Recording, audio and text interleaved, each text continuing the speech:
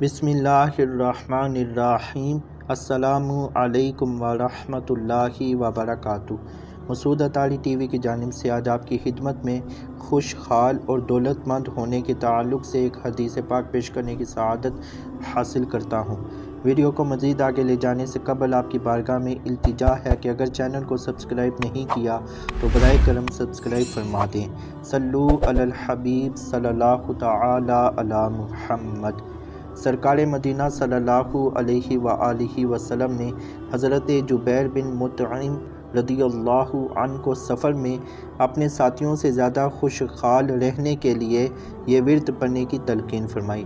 Number 1 سورۃ الکافرون، number 2 سورۃ النصر، number 3 سورۃ الاخلاص، نمبر 4 سورۃ الفلق، نمبر 5 سورۃ الناس۔ ہر سورت ایک بار اور ہر ایک کی ابتدا میں بسم اللہ الرحمن الرحیم اور سب سے آخر میں بھی ایک بار بسم اللہ پوری پڑھ لیجئے۔ اس طرح صورتیں 5 ہوں گی اور بسم اللہ 6 بار۔ حضرت جبیر بن مطعم رضی اللہ عنہ فرماتے ہیں، میں یوں تو صاحب مال یعنی مال والا تھا، مگر جب سفر کرتا تو ساتھیوں سے خوشحالی میں کم ہو جاتا۔ بیان کی ہوئی صورتیں ہمیشہ پڑھنی شروع کی، ان کی برکت سے واپسی تک خوشحال اور دولت مند رہتا۔